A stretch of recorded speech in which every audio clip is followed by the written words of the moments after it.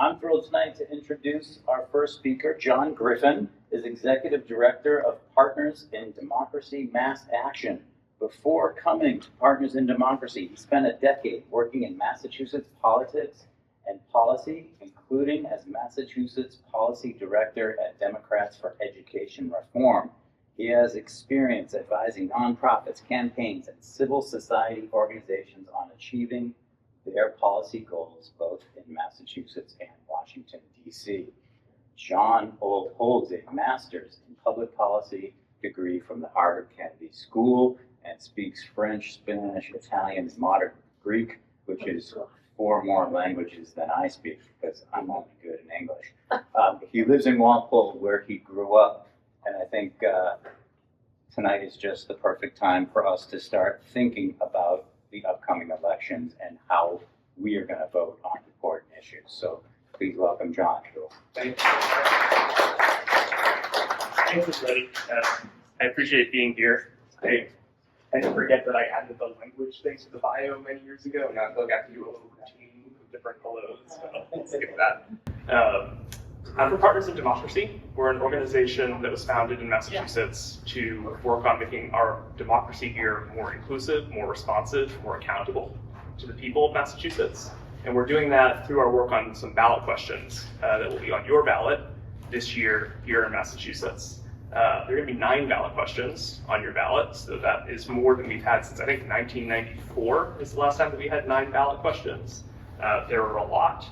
But I'd like to start these conversations first by just saying a question that I almost always get is, with everything that's going on nationally, with the elections that are happening in swing states around the country, with what the Trump administration is doing, pulling people off the streets, things are not quite so bad in Massachusetts. Why should we care about how our democracy works here? Why should we put energy into changing the way our elections run, how people vote, how our government works? Shouldn't we be putting that energy somewhere else? Which I think is a really valid question to ask.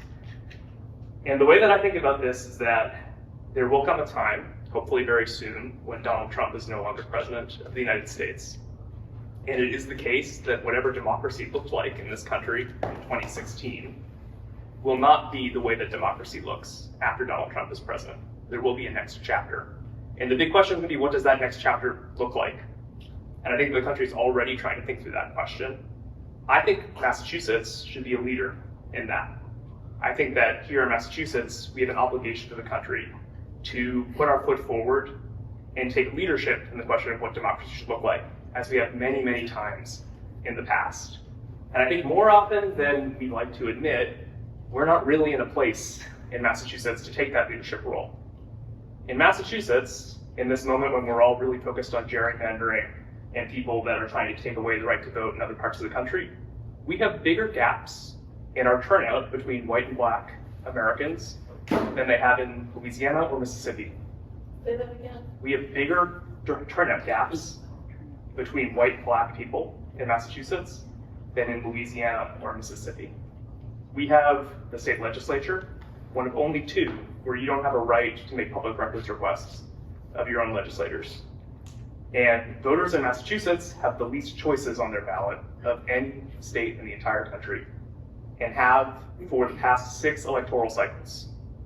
So for over a decade, more than half of voters in Massachusetts, you go to the ballot, regardless of whether you like what's happening or not, you don't have a choice. You don't have a choice on the ballot to say this is what I think should change, or I want to endorse what's happening. If Massachusetts is going to be a leader in what democracy should look like in the country, we need to have a more vibrant democracy that actually works for people. We need to have a democracy that works faster on issues that are really causing problems for the people in Massachusetts, like housing, transportation, and energy costs. And for that to work, we need more accountability, we need more transparency, we need more power to the voters of Massachusetts to actually set the course of this state.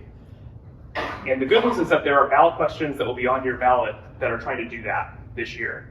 And I'm going to talk about 3 of them that my organization, Partners in Democracy, is supporting, that we think are going to really empower the right to vote in Massachusetts, the right to run for office in Massachusetts, and the right for people to see and shape their own communities in ways that are lacking here, and that we have the power as voters through these ballot questions to re-empower and reinvigorate. The first one is election day voter registration. About half of states now in this whole country give voters the right to register to vote on the day of the election. Massachusetts is one of the states that does not. One of the only blue states that does not. There are very few. There have been valiant efforts to try and do this legislatively for many years, for decades, that the legislature has not allowed. The legislature has not moved forward to. The ballot question would just say you can go and register to vote on the day of an election anywhere in Massachusetts, so long as you have a group of residents of the place where you live. And this would allow thousands of people in any given year to vote who currently don't. I come from Walpole. This has happened to me once when I moved back to my hometown from grad school. Walpole's not a place where this happens quite as often as other places.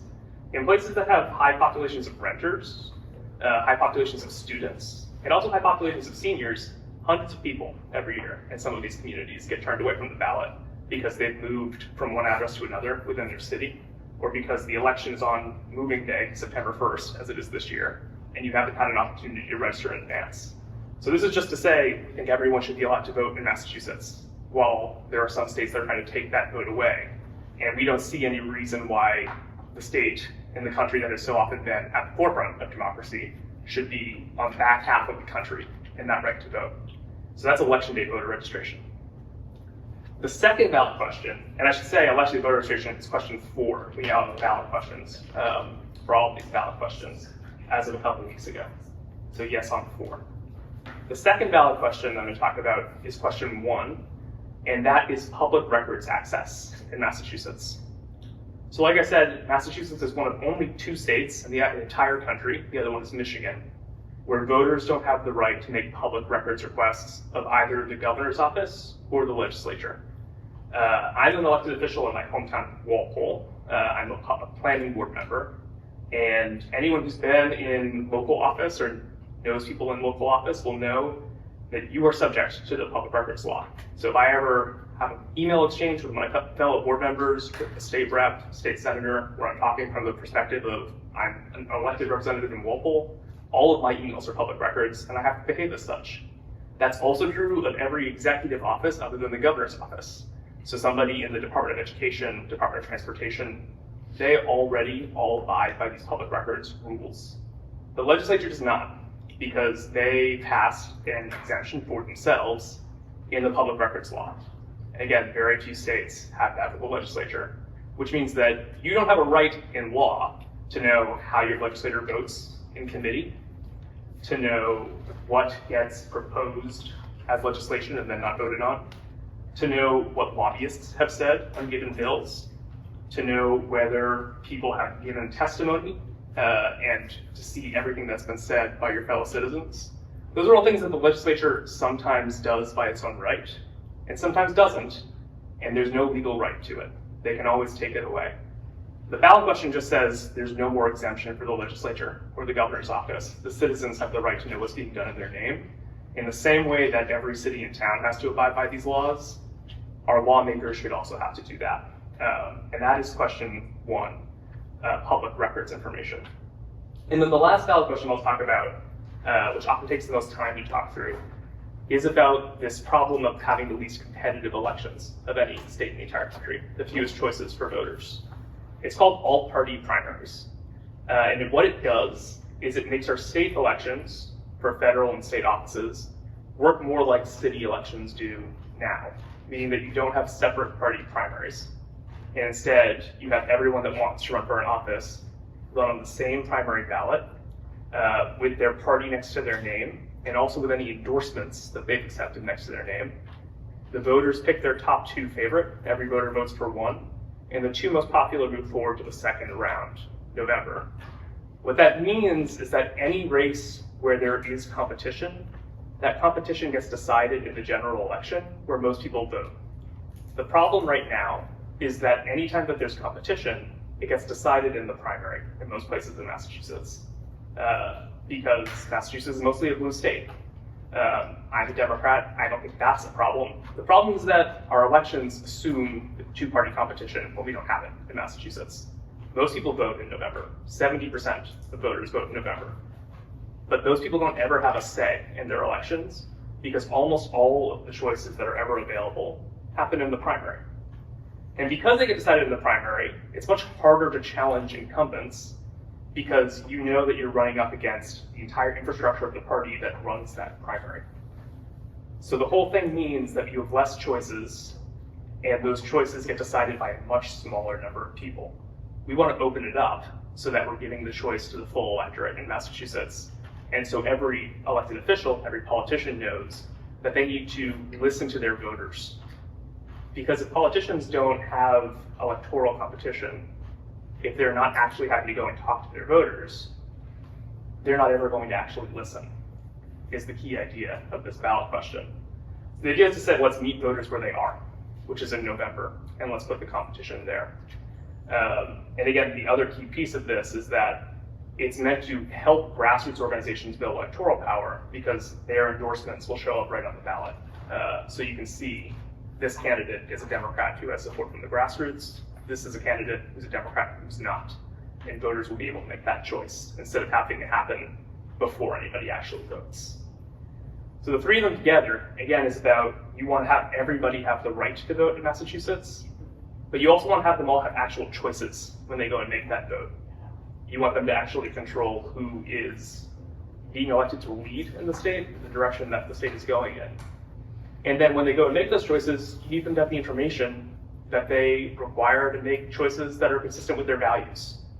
That's where that endorsement piece comes, but then that's also where the public records piece comes.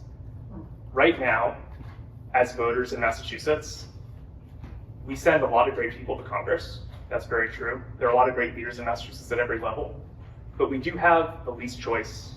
We have the least power to impact our own future. We have the least information about our own elected officials of any other state in the entire country.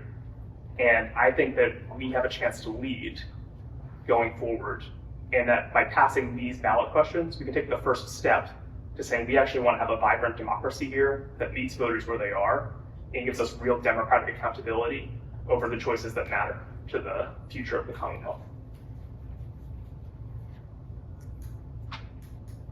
I have a question. So, Yeah. All for it, but what kind of statistics about same-day voting that people sign up? You said a lot of states have it. Yeah. How is it really utilized? Oh yeah. Yes. There have been studies that have been done at the moment when states switch over that compare how many people get turned away from the ballot before versus after, and it does like thousands of people in a state the size of Massachusetts is the amount that is reflected. It's not enough usually to flip an election, but that's less the point. It's just saying there are thousands of people who want to vote who are being turned away. Yeah. So I'm all for all party or nonpartisan primaries. Yeah. But some of the criticism that's directed at me when I say that Yeah. is they say, the problem is it's a Democratic state, and it's really not fair to the other side if two Democrats are now going to be nominated continuously Yep. for the general election. Mm-hmm. What would you say to that? I think that we have a problem here in Massachusetts, which is that our elections aren't designed for the actual debates and the actual divisions, the actual differences of point of view that are reflected in our politics here. So like we're assuming that we should have two-party competition between Republicans and Democrats. I'd rather try to change the elections so that they meet people where they are. So in some districts, all-party primaries will still give you a Democrat and a Republican. I'm from Walpole. Some of our state rep districts, I think, still will do that. Actually, Northborough, I would assume some of your districts in this area also would. But in a place like Cambridge or Somerville, even parts of Boston, parts of Worcester, most people want a Democrat, and the key division is what kind of Democrat do we want? And there are lots of different ways that you can divide that question. But the idea that I think is important is that voters should be able to make that decision clearly on the ballot. That should be labeled. So you might not have a Democrat versus a Republican, but you might have a DSA Democrat versus a moderate Democrat, and you can see that on the ballot. And since you see that on the ballot, you also see that in the legislature. You do sometimes get Republicans, as I actually talked to a state rep today, who's a Republican, who said exactly that. He said, well, I'll never, in some parts of the state, be able to see a Republican on the ballot. And I think that in districts where that's the case, the Republican would never win in the first place. And so the actual decision is between, do we have 2 Democrats on the ballot, where we're deciding whether we want one who's more progressive or more moderate, and Republican voters in the district get to participate, versus do we want to have just a Democrat on the ballot and then a Republican, where the Republican just knows that they get a shot on the ballot, but they'll never actually win. I think at the end of the day, for Republican voters, it's less empowering because they know they have someone on the ballot, but no one ever actually has to listen to the voters. They have an election like this in New York City. This is how Mamdani won. It wasn't top 2, it ended up being top 4, but it was between Mamdani and Cuomo, both Democrats. And Mamdani actually made some alliances with the Republican who was also on the ballot and listened to Republican voters. And you end up getting a more progressive Democrat that won in that way. These alliances can go in a bunch of different directions. But I think the key idea is that you need to have a real competition on the ballot in the general election for any voter to get listened to, regardless of what your party or ideology is. And if you're a Republican, I think it's better to have that kind of competition than just know you have your slot on the ballot, but the election's already foreclosed and done. Yeah. 2 questions, sort of. Why favor general primary over ranked choice voting? And the second is, it can also go the other way, like with California governor race this year, where there's so many Democrats that it basically, you're kind of whittling down to sometimes the minority taking over, which also happened in Maine when LePage won. So that's sort of Yeah, and well, the main one is actually a really good point. I think the key problem is that vote splitting can happen in either system. All-party primaries is totally consistent with ranked choice voting, and so I would want to see ranked choice voting added to it. It's also the case when we went to the Attorney General originally with this ballot question, it was this plus ranked choice voting. And the Attorney General told us you can't do those in one ballot question. You'd have to do them one after the other. And the reason we went with this one first is because of this problem that there's no choices in the general election. So we want to get the choices there first. But if it passes, I'll want to see ranked choice voting added to it. The other thing I'll say, though, is that it's certainly possible that you would see that level of vote splitting under this kind of an election. There have been about 2,000 elections run in this system in California and Washington State. And it's happened 3 times that there's been 2 Republicans advancing in a district that was majority Democratic. So probably the problem that you would want to try and avoid. And the statistic that I like to just talk about in the same breath is that we've actually had that happen the same number of times in Massachusetts because a Democrat failed to do their signatures correctly in the same period of time. So I think it's not to say that it's not a real worry, it is. It's just I think in either case, you're dealing with a potential failure mode of the system in which you want to have strategies to deal with the failure mode of the system. And for all-party primaries, there are 3, 2 of which are written into the legislation, and 1 of which would be an add-on. The ones that are written in is that we have write-ins, which California does not. So in California, if you end up with 2 Republicans rather than move forward, you're kind of out of luck, even if it's obviously a majority Democratic state. In Massachusetts, we have the write-in provision, so a Democrat can still move forward and win. 2 of those that we have what's called fusion voting, which folks may or may not be familiar with. That's this idea that you have endorsements that appear on the ballot if the candidate accepts them. And the important thing here is that if you're a progressive voter, for instance, in California, you're going to the primary ballot, you probably don't know, most voters, which of these candidates is both most aligned with your values and most likely to actually advance of those candidates. But if you had progressive mass, just say on the ballot, this is the progressive mass candidate, you'd have a lot less problem of vote splitting in the primary, which this ballot question would be allowed to do. But then the third thing is, yes, we would want to have ranked choice voting added, because ranked choice voting just eliminates the problem.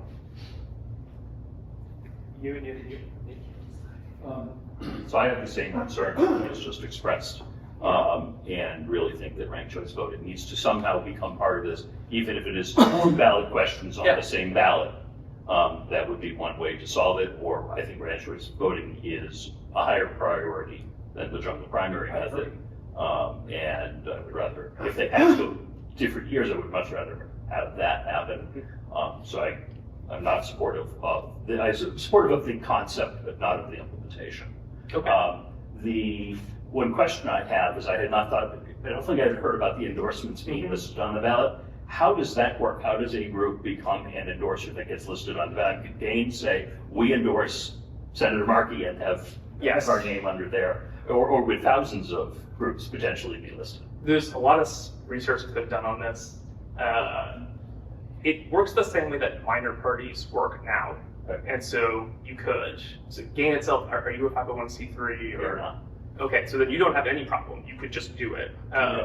If you're a 501c3, people that run the 501c3 do it and create a similar name, and there are laws that exist already that say you can't do that falsely, basically. Right. But you just need 50 voters that sign a piece of paper that already exists. This whole structure already exists under the current system.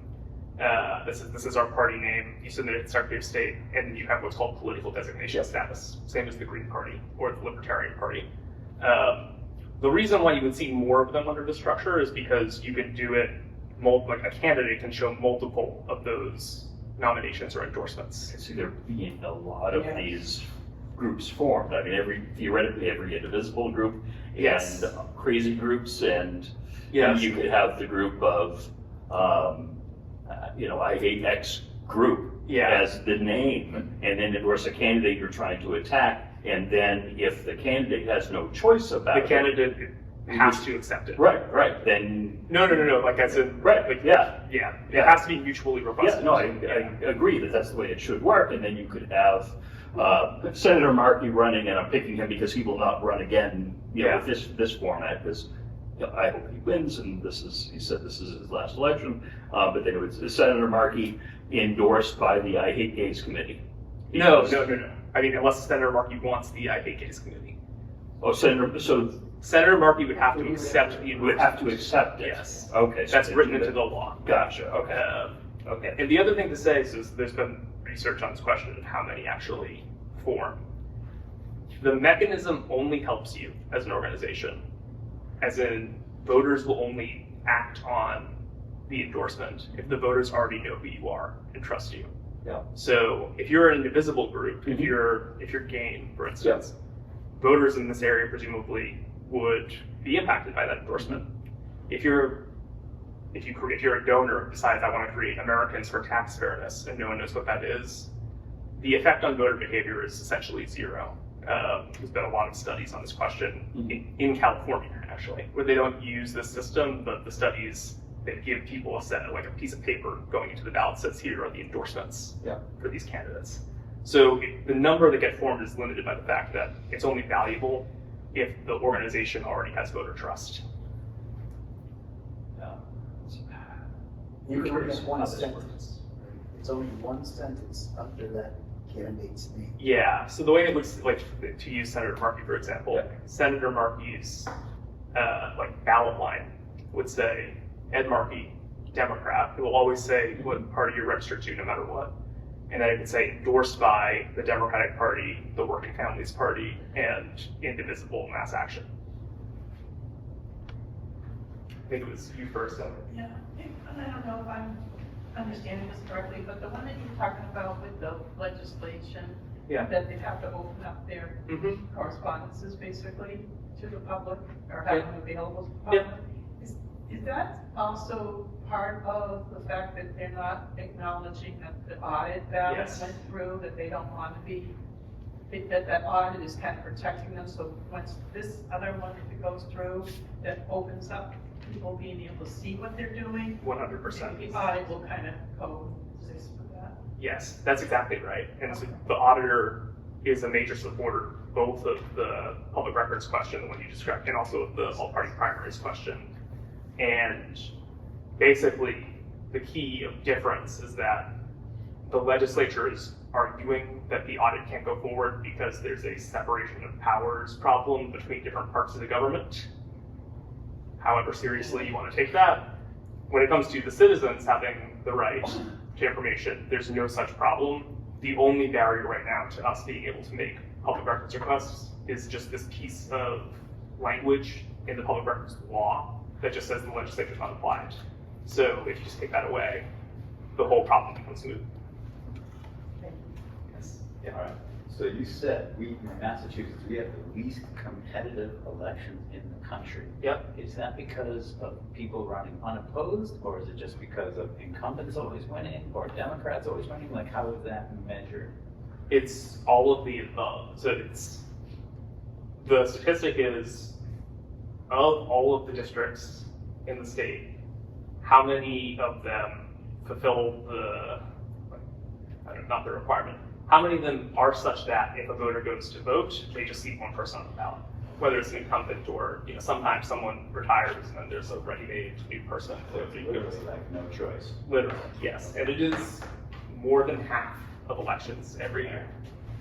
And I had another question was, so you said 70% of people tend to vote in the general election. Mm-hmm. What is our participation in the primaries?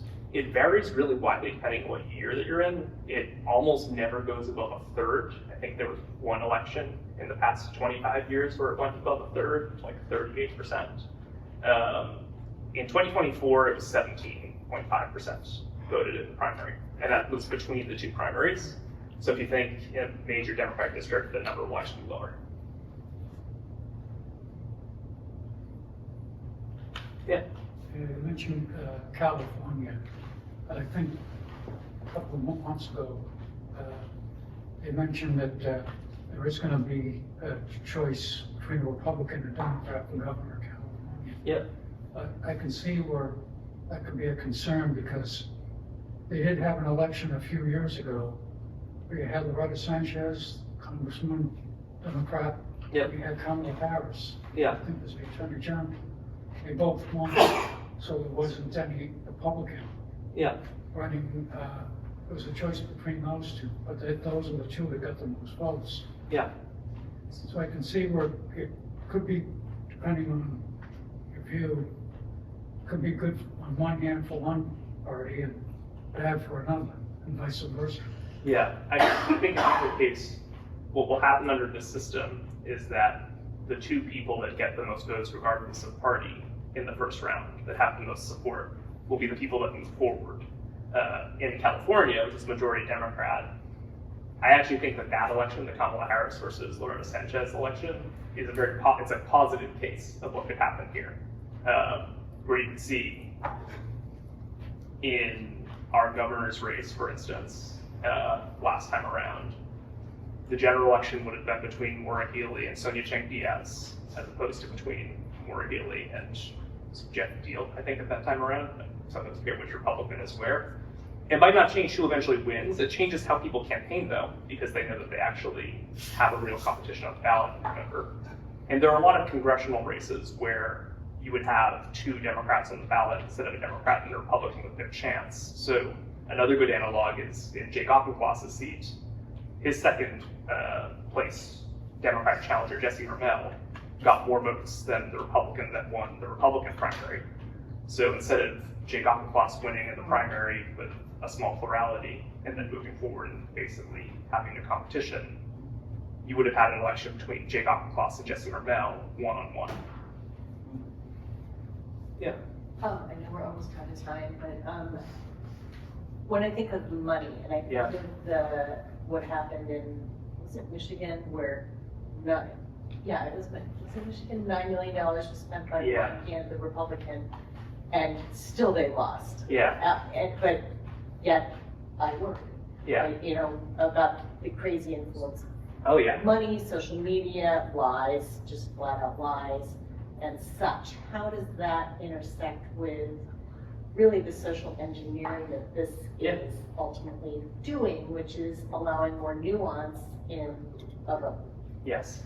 I mean, there are a lot of things to say about that.